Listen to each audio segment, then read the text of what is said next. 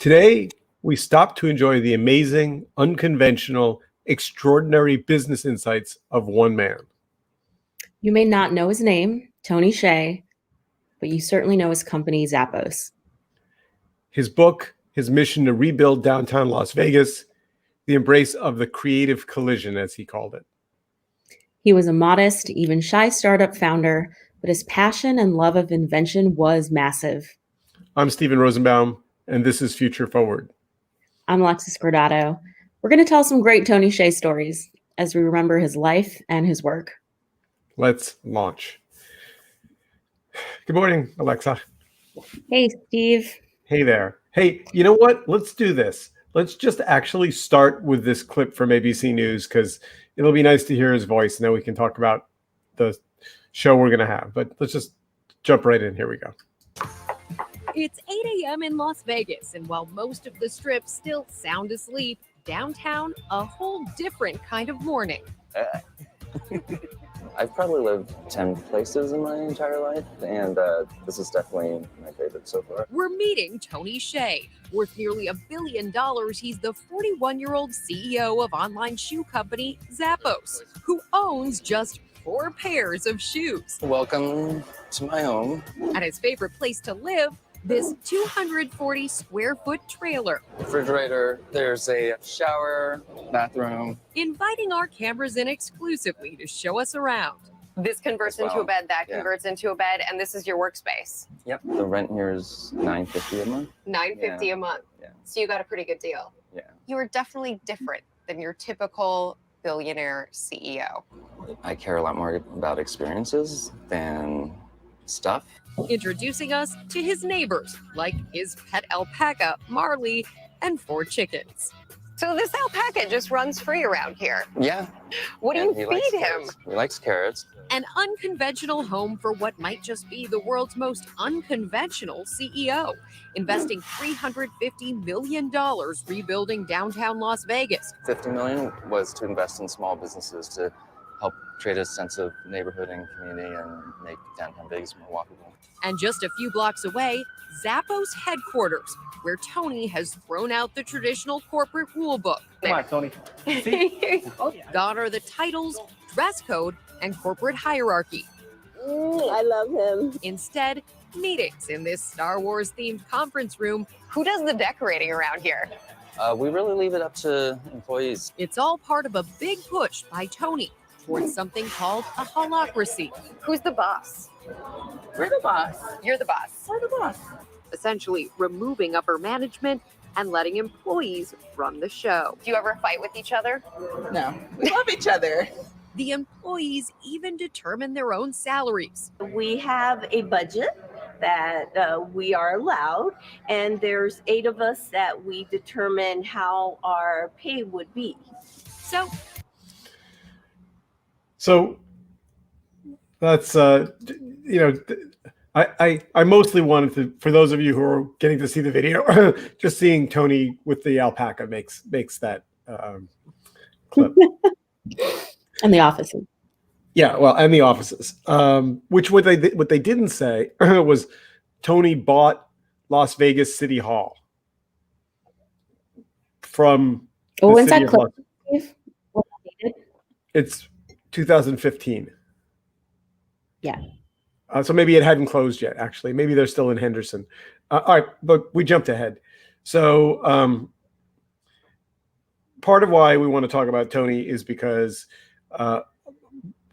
he died in what, as best as we can understand, it was a house fire in his family home on Thanksgiving Day.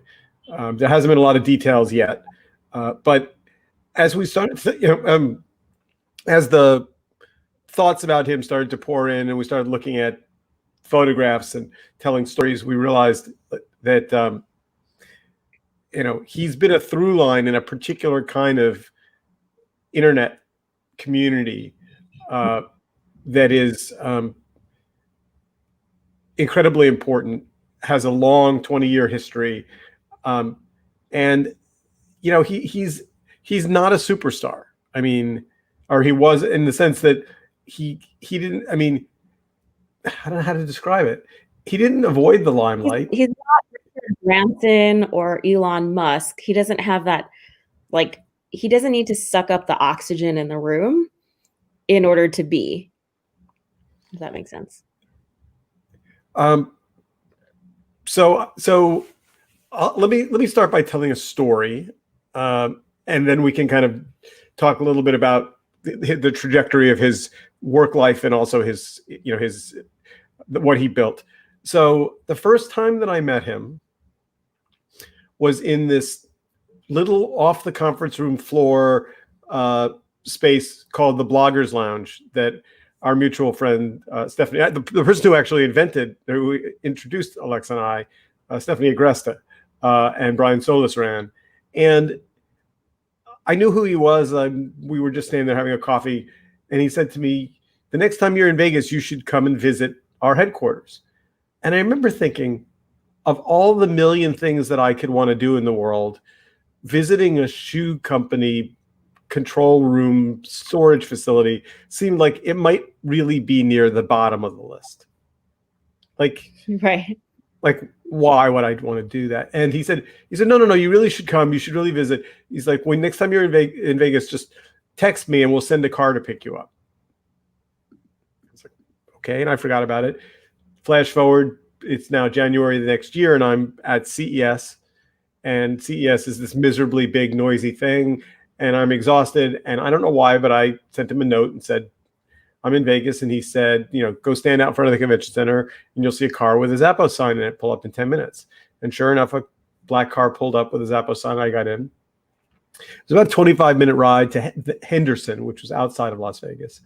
And I got out of the car and I walked into the lobby to the receptionist. And the receptionist was a woman dressed as Elvis. And I thought, full head to toe? Oh, the whole head, yeah. Fully embodying all things Elvis. And I was like, okay, that's a little unusual. And everything about the Zappos operation was quirky and fun. Everything.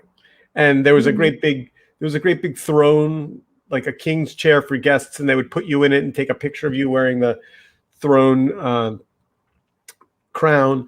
And it was clear that it wasn't, I don't know what I thought it was, but it wasn't a shoe company. And right. And in many ways, if you think about the origin of Amazon, which started as a book company and evolved into being what Amazon is today, you could feel now looking backwards that was really Tony's, like, he wanted to build a culture and a culture of connection with consumers that would evolve into being many more things than just shoes. Right. And even though you would think of Amazon's culture and Zappos as sort of being out of step with one another, I think Jeff Bezos and Tony Shay understood that creating a seamless online shopping experience where sort of the customer was always right and at the center of the experience was paramount to success. I remember Zappos completely changing the way I thought about shopping for shoes. I actually think Zappos was my entry point into online shopping. I don't really think I was a big online shopper until Zappos showed me that I could order 7 pairs of shoes, try them on, and return all of them, really, like, no questions asked. Like, before there was a Warby Parker home try-on, there was Zappos, right? And an unboxing. Like, now you see brands, influencers, and they record videos of themselves, like, unveiling their packages. Zappos was doing that like 10 years ago. You were a recipient, Steve, right? At South by? Yeah. So we'll talk about the unboxing in a second, but before we get there, like, the thing that I think, well, there are a lot of Tony innovations that I think were brilliant, but the one that I remember thinking about the most was, like, he didn't time how long people on their phone system talk to customers. So you could call and talk about anything.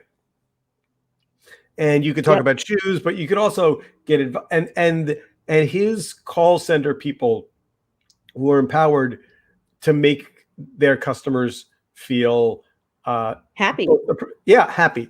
And what he understood was in the digital world, the world we're now in, most of your interactions with a company would probably not be walking into a retail environment, or it would be a phone call, it would be an audio experience. And so he saw the people on the phones as the voice of the company. Right. And so Zappos originally started in San Francisco and was venture backed. And I asked him at one point, like, why Las Vegas? And he was quite strategic about it. He said, I wanted to be in a place where I could hire young people, and there would be really good energy, and I could hire people that would be fun, and that would be the voice of the company. And famous management story about Zappos was the onboarding, the training period to become an employee was 5 weeks long. And at any point during those 5 weeks, you could raise your hand and say, this job isn't for me. And they would pay you $2,000 to leave. Yep. Yeah. Because also, do you remember the Twitter directory? Yes. Every employee had a Twitter handle. Yep.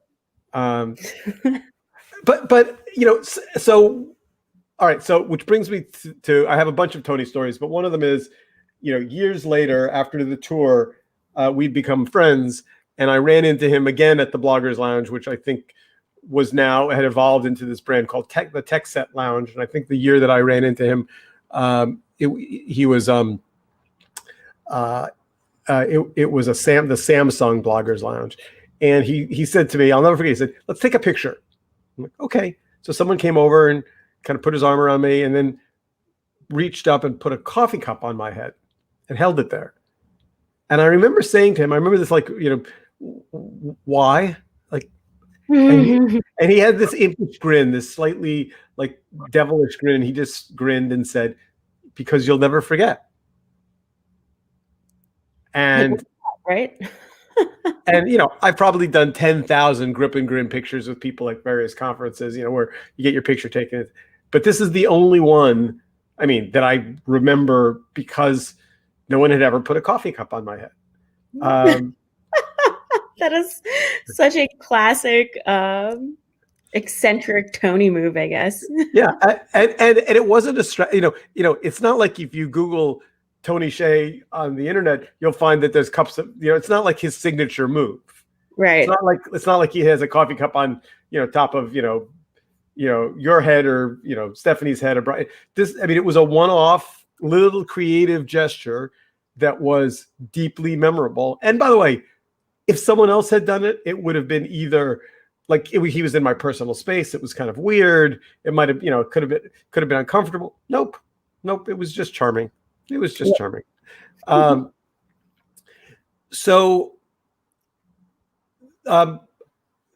We'll get to. There's some business stuff to talk about as well. But let's. So then there's the book. Delivering happiness. So I remember Tony saying to me at some point, "I'm writing a book," and it was about the same time that I was writing Curation Nation, or maybe a year or two off, and the book came out, and it was like in an airport. I think I saw it in an airport bookstop.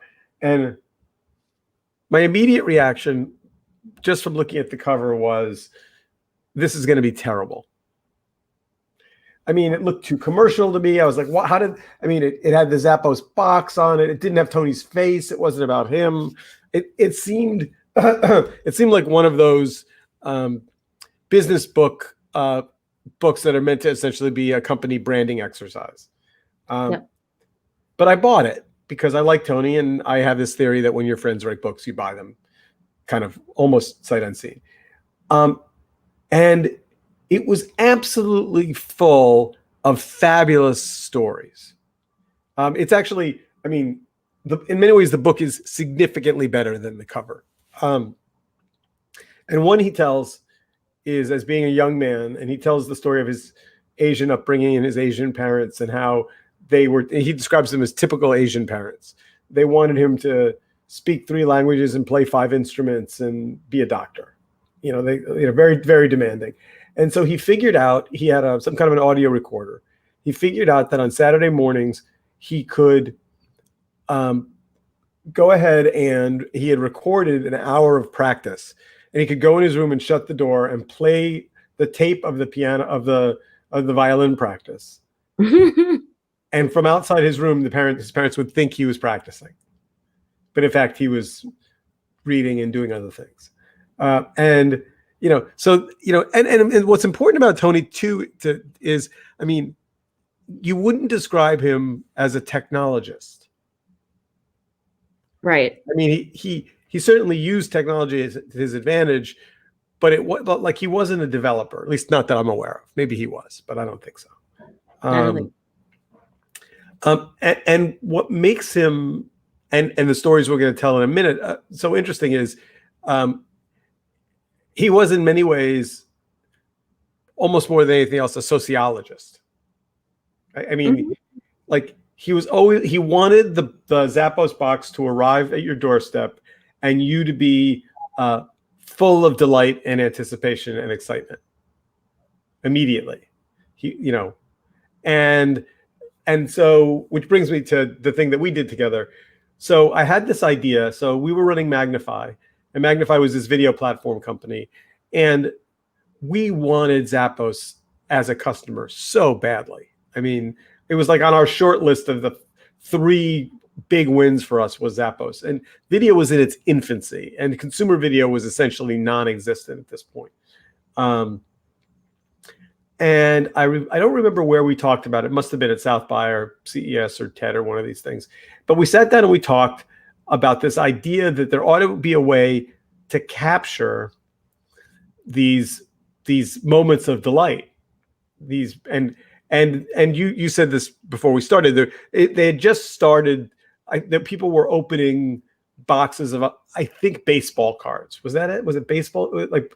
Yeah. The idea of a box break, I think, started with baseball cards, and people were so I said to Tony, we should do this thing where we have a camera crew waiting as the box arrives, and as people open it and then try on their shoes or whatever they got. And we kind of tried to figure out how to make it work. And the idea of having cameras, at 30 people's homes waiting for the UPS man to show up seemed not doable. This was before the iPhone, so people didn't have a recorder in their pocket. So instead, we picked 30, what I think would be called now influencers, but they weren't really, in the same way that influencers live on Instagram. They weren't really influencers or Snapchat in that way, but they were 30 famous internet people, and we invited them all to go online and spend, I don't know, $50 or $100. And then meet us at South by Southwest, and we set up a recording studio in the Blogger Lounge. And they would come, and we had a set, we had cameras set up, and we would hand them their order, and they would open the box, and we would record them in that moment of delight. And I mean, I've had a lot of goofy PR ideas in my life, and at one point, I shipped a bunch of our customers goldfish, live goldfish, and a goldfish bowl. That was not a good idea. I remember this. I was also working at a PR firm, and Windows Phone was our account. So, yeah, I was there. I witnessed all of this. It happened. But the box break event was terrifically successful. And again, as you start to look at pictures of Tony, what you realize is there's always like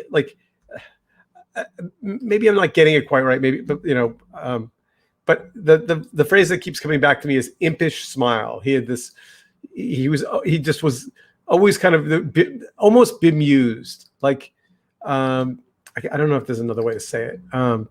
But that thing that we thought we would capture when people opened the Zappos box, we in fact captured, like that surprise and delight moment. And and to be fair, that the banner that's behind the people as they open their boxes. I mean, there's really no reason why Zappos should have given us equal billing. I mean, the Zappos logos and the Magnify logo side by side was way better for us. They didn't need the press, and we did, and it was very generous. And the whole thing was just a fabulous experiment. And as I now look back, I don't think I've looked at these pictures in certainly 10, 12 years. So many faces: Guy Kawasaki, Chris Brogan. Yeah. It's such a throwback. But when the internet felt really, really small. I mean, it was starting to really blow up, but you could still kind of visit people's personal blogs, or there was still this notion of the technorati, right? So one more story from South by about the balloons I'm wearing in this picture. So wherever Tony went, there would be a party of some sort. He threw a lot of parties. And unlike corporate parties that seemed like a marketing scheme, these were really more just like some version of delivering happiness, delivering delight, like that he just. So at one point, one year in South by, he rented a bus, a Greyhound bus. And he would drive around, or he didn't drive it, but it would drive around the city of Austin and just pick people up and drop them off. It had a bar. And I remember it was late at night, and I got on the bus, grabbed a drink, and there was a balloon sculptor on the bus who Tony had hired. And she looked at me and she said, "You need a crown. There seems to be a crown theme here." And I don't generally wear outrageous costumes. That's not my thing. But she made this balloon crown thing and put it on my head. And then the bus stopped at wherever I was going to get off, and I got off. And I wore and it didn't have a Zappos. Maybe it had a Zappos logo, but I don't think so. Like, it wasn't a marketing. It was more this idea that what now gets used, I think, a little too easily out on the internet, which is surprise and delight, or whatever that is. All right, so let's move to his big change. By the way, we'll put all of these articles in the show notes. It's very funny. As I Googled Tony Shay Zappos, I kept getting these links, and I would click on them. And of the 10 that I wanted to go back in time, I wanted to go back to 2015. So I found this one from 2010, and it turns out the headline is "The Happiness Culture. Zappos isn't a company; it's a mission." I thought, well, that seems about right. And then I read down to find out that it was written by me, which was very strange. I mean, so funny. Yeah. So this is the Fast Company article. I'll just read you the first paragraph. Tony Shay has sold earthworms, greeting cards, and slices of pizza. Along the way, he's never considered that a failed business meant that he was a failure. Then the guy who wore the same pair of shoes found at Zappos. Today, Tony says it's all about happiness, and he's got the business to prove it. It's a good article. It's well written. And I think it came from me buying the book and then writing about it, is my memory of it. But somewhere along the way, he got excited about what he called creative collisions. And he shut all the exit doors to the Zappos office building except the front door. I don't think he chained them. I think they were still fire escapes. But he had this idea that people running into people as they were coming and going in the building would make communications easier. People would say, "Hey, I have to talk to you about something."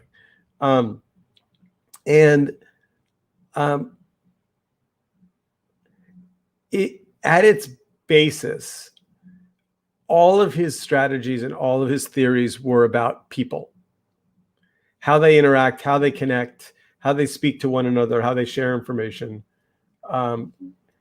which is really different than the way most people talk about business. Yeah. I mean, that's always the best part of conferences, right? Sometimes not even the content, it's the hallway conversations.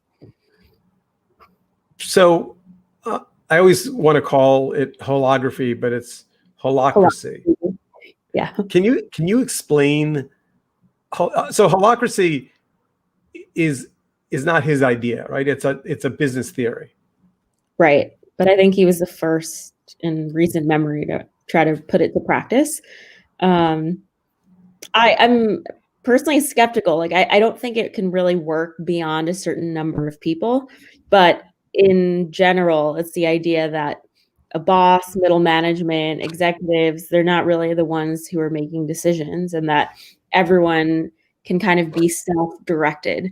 And I think if you really believe in sort of a community-centric approach to management, community can really be defined as people who come together for a shared purpose and who have a shared belief and way of doing things. In which case, I think if everyone is hired, onboarded, and trained and screened to sort of have a certain mindset, it actually can probably work. So anyway. But I don't think that's how he does things. I mean, here, let me just read you a clip from the Washington Post. This is an article about how he's changing the culture of the company. Quote, Hsieh decided about a year ago to get rid of all bosses. And as the holiday crunch begins, many are watching how this decision is holding up under the strain of the retail industry's most important and demanding season. No one reports to anyone anymore. Instead, employees self-manage and belong to different decision-making circles that keep the company operating. It's called holacracy. So I remember this as being very, very controversial. 14% of the Zappos employees quit. Mm-hmm. And so to your point, yes, if everyone was hired with holacracy, but they took away titles, they took away reporting structure. And Tony famously, his desk has always been, kind of in the middle of just a series of pods. I think what he was trying to experiment with was this idea that people will take more ownership in decisions if there isn't someone to blame for, I mean, this is famous in big companies. People, look up the reporting chain and go, well, if they just done it my way, it would have worked. Right. And I'm trying to remember the date. So he started doing holacracy in, when is this stated? 2015. When did Amazon buy Zappos? Maybe a year later, maybe 16. Around that time, I want to say. So without getting into the timeline, the bottom line, so Tony had this, he had this idea that he was always experimenting with community, right? And so somehow or another, he became excited about downtown Las Vegas, and in particular, Fremont Street, which I have to confess, for all of the years I've been dragged to Vegas, I've never been to Fremont Street. But it's this old, slightly disheveled downtown, and he bought a big chunk. I mean, it's worth pointing out here that before Zappos, a couple of things will go back in time. So Tony sold his first company for $200 million when he was 24. So I mean, he was like, he had, famously, he had enough money that he didn't need to work again. And so then he took a bunch of his personal cash and started buying real estate in downtown Las Vegas. This is not the Strip. This is the old Las Vegas. And that was this, I don't want to call it an experiment, because it certainly was not an experiment. It was, it was a mission. And it was, and it was called the Downtown Project. And here's the website, DTPLV, Downtown Project Las Vegas. And he had 3 C's: collisions, co-learning, and connectedness. And he wanted to build essentially a community of startups and restaurants and bars, and kind of almost like WeWork, but in a physical, successful shape. Do you know anyone that had businesses there? I don't know anyone who had businesses there, but I actually, last time I saw Tony was in 2017 in downtown Las Vegas. He produced a festival, Life is Beautiful. So I actually got to go to downtown Las Vegas. It was like a 3-day thing. I saw the Airstream trailer camp thing where in that clip he said he lived. And honestly, it was great. Like it was my first time there. And I was so impressed when I heard people who chose to live there. Like I met a lot of people who had recently moved, and when they shared why, it was sort of like all the reasons that you just outlined. Oh, the community here is great. Oh, there's so much creativity. Oh, there's so many opportunities, or oh, there's just like serendipity in the air. And that was great. So we just found out that 2009 was when Amazon bought Zappos. So they really, for a long time, left it alone. Yeah. Or at least from the outside world. I would imagine that was like a conditional thing. I can't imagine Tony selling Zappos and just saying, okay, cool, I'm just going to cash in and, peace out. Right. But the question is, did any of Tony's vision of community leak into Amazon, or did it all just essentially, was that not part of the deal? I don't know. Honestly, I think it's so big at this point. Amazon now has over 1 million employees. So it's almost like if you think about the way states are in the country, like does Kansas spill over into New York? I don't know. Like we're part of the same country, but we operate in these little pockets. All right. So kind of, I think maybe just to put a button on this conversation, I think that people will study him for a long time. I think he was brilliant. I think that the culture of companies, particularly startup internet companies, is in need of change, for sure. And we're sorry to see him go at 46 because he had a lot more work to do. His work was so inspiring. It changed the way I think about business. I think he set a different standard for what leadership can look like, for what the customer experience can look like, for what online community building can be. And I'm really grateful to him for that legacy. All right, everyone. We will see you again next week. Till then, bye-bye.